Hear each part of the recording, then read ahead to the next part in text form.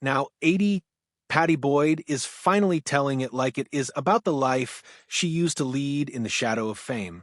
For decades, she was regarded as the stunning muse of two of rock music's most iconic men, her looks etched in the eternally popular songs Something and Layla. But behind the glamour, romance, and utterly seeming fairy tale existence was one far more sinister than the world ever knew. In her own terms, the tale is no longer inspirational. It's a tale of betrayal, humiliation, and suffering. Pattie Boyd's path started many miles from the bright lights of London's rock world. She was born Patricia Ann Boyd on March 17, 1944, in Somerset, England, the eldest of four children in a household defined by turmoil and upheaval. Her father's service in the Royal Air Force moved the family to Nairobi, Kenya, before her parents' divorce in 1952. Her mother married again shortly after, returning the children to England. By the early 1960s, Boyd was a troubled teenager in London looking for her place in the world. She first worked as a shampoo girl for Elizabeth Arden's salon, a humdrum start that was turned around when the assistant to a photographer was struck by her remarkable features. Before long, Pattie was covering Elle, Vogue, and Vanity Fair. With her big eyes, flowing locks, and fine features, she soon became one of the iconic faces of the swinging 60s. Designers such as Ossie Clark even christened collections after her, and her bohemian but fashionable sense created the mood for an entire period. But Boyd's fame did not stop at fashion. In 1964, she played a schoolgirl in A Hard Day's Night, the Beatles' first feature film. It was a tiny role, but it forever changed her life. During filming, she met George Harrison, the Beatles' unassuming and introspective lead guitarist. Their attraction was instant, and by January 21, 1966, the two were married. Harrison adored her, penning unforgettable songs like Something and For You Blue in her honor. Frank Sinatra even declared Something the greatest love song of the last 50 years. Yet beneath the romantic surface, cracks began to form. Harrison's growing obsession with Indian spirituality and his eventual infidelities left Boyd feeling increasingly isolated. She had quit modeling at his insistence, intending to develop their marriage, but found herself stuck in the position of the little wife at home. That need for affection and affirmation would soon lead her into the circle of another man, George's best friend, Eric Clapton. Eric Clapton had initially met Pattie Boyd in the mid-1960s when both socialized within the same high-end circles of London's fashion and rock aristocracy. Clapton was by then gaining a name as one of the finest guitarists of his era. Having already played with the Yardbirds and John Mayall's Bluesbreakers, his unparalleled virtuosity acquired him the slow hand tag. In 1966, he co-founded rock's first supergroup, Cream, whose heavy blues style propelled him to international fame. But while Clapton's professional career soared, his personal life was plagued by an all-consuming obsession. Despite his close friendship with George Harrison, Clapton had fallen hopelessly in love with Boyd. His feelings were hardly a secret among his inner circle. Friends recalled how he spoke endlessly about her, tormented by the fact that she was married to his closest friend. By 1969, his torment spilled out in writing. Boyd had an anonymous letter signed only by the first letter E. It was full of despair and desperation. For nothing more than past pleasures, I would give up my family, my God, and my own life. If you desire me, take me. I am yours. If you don't desire me, then shatter the spell that holds me captive. Years afterward, Boyd confessed that the letter shook her to her very foundations. The vehemency of his words left her both gratified and disturbed, yet she was faithful to George, confiding all in him. Clapton's misery only intensified. His love, unreturned, took its expression in music, the result being his 1970 masterpiece, Layla and Other Assorted Love Songs.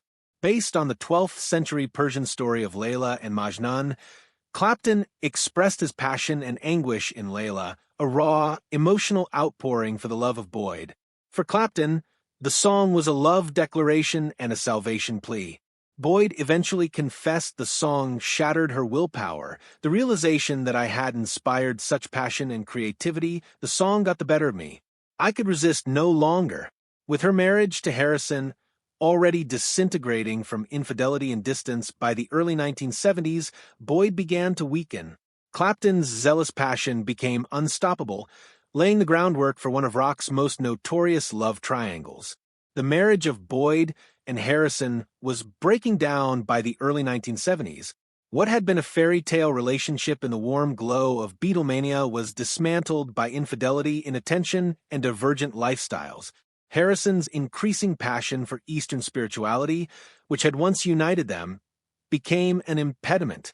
Long periods of time in India with the Hare Krishna movement made Boyd feel invisible and abandoned. To add insult, Harrison's playful flirting turned into open affairs. The worst of all betrayals was when Boyd found out about his affair with Maureen Starkey, the wife of Ringo Starr. She remembered feeling humiliated discovering Maureen at Friar Park, Harrison's estate, sprawling on a mattress comfortably, while George swept the scene aside with indifference. It was the breaking point, a wound she admitted never fully healed. Meanwhile, Clapton's pursuit grew bolder. In 1970, he directly confronted Harrison, declaring, "I have to tell you, man, I'm in love with your wife." It was an extraordinary moment.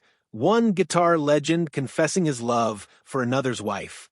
Harrison, known for his quiet humor, reacted with resignation and sarcasm, as though acknowledging a truth he could not fight. Their competition even translated into music. Actor John Hurt later recalled a volatile guitar duel at Friar Park where the two men employed their guitars to express their jealousy, anger, and frustration. Although Boyd claimed the anecdote was exaggerated, she acknowledged the emotions were genuine. They were boy men. Any annoyance, anger, or irritation from George only really came out when he was playing guitar with Eric. By 1974, Boyd couldn't take it anymore. Her marriage had fallen apart through neglect and betrayal, and she departed from Harrison that year, bringing an end to almost a decade as the wife of a Beatle. Freedom did not, however, bring tranquility. It gave way to a fresh storm. In its path, waiting for her, was Eric Clapton, whose devotion was unshakable, but whose devils were soon to consume them both. When Boyd eventually broke up with Harrison, it was only a matter of time before she and Clapton got together. He had courted her for years, dedicated his music and his proclamations to her. In 1977, when she was finally divorced, they started dating openly. They married on March 27, 1979, in Tucson, Arizona, with George Harrison himself present and joking that Clapton was his husband. To everyone outside, this strange arrangement looked like friendship that had overcome betrayal. Briefly, Boyd and Clapton's marriage appeared as the final chapter of a long and fiery love affair. But things were far from being romantic. Clapton continued to be trapped in his struggles with drugs and alcohol. Though he had broken free of heroin dependency, alcoholism became the next addiction, inducing unpredictable behavior and brutal mood swings. Boyd lived in perpetual uncertainty, caught up in yet another cycle of emotional agony. To their agony, they also faced the battle of infertility.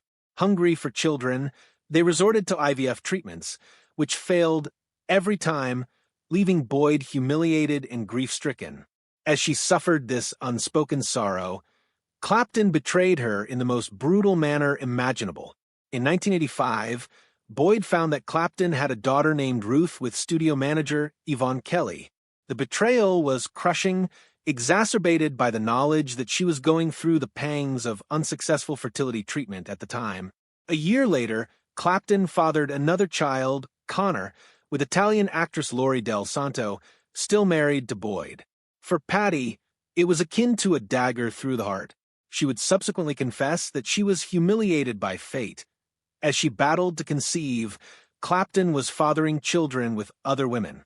By the mid-1980s, their marriage had disintegrated under the load of addiction, betrayal, and shattered dreams.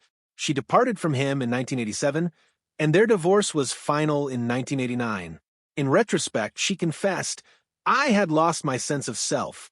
I was no longer Mrs. Famous George or Mrs. Famous Eric. Who was I?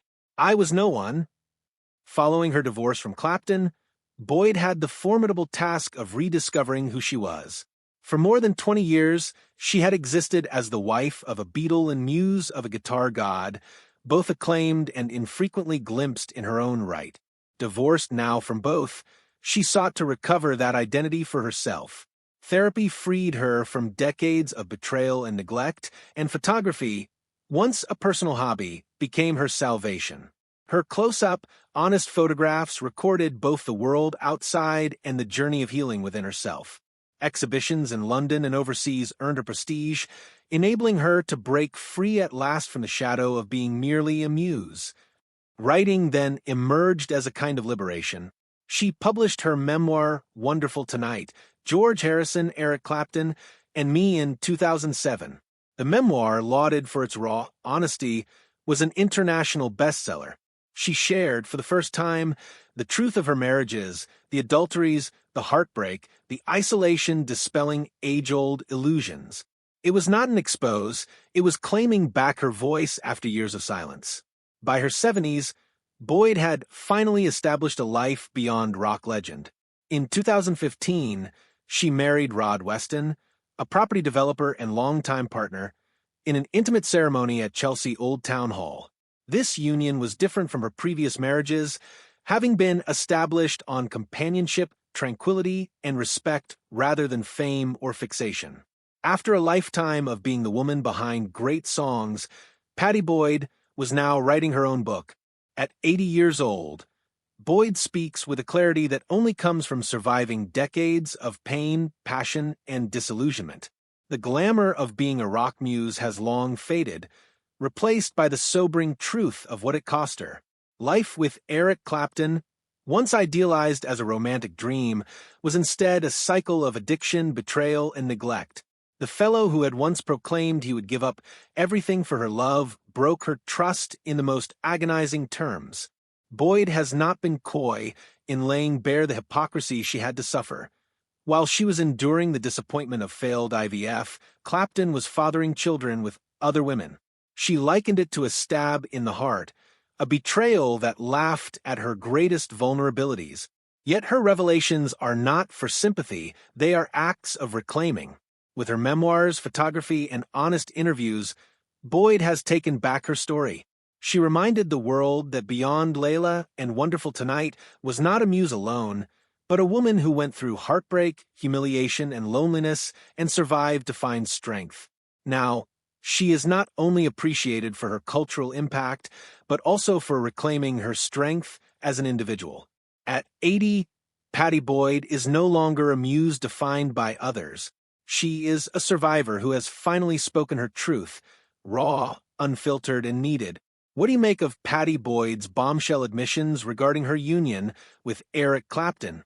Do you think she was treated unjustly, or was she just in the middle of the whirlwind of fame and pride? Comment below, and don't forget to like, subscribe, and hit the bell so you won't miss our next video.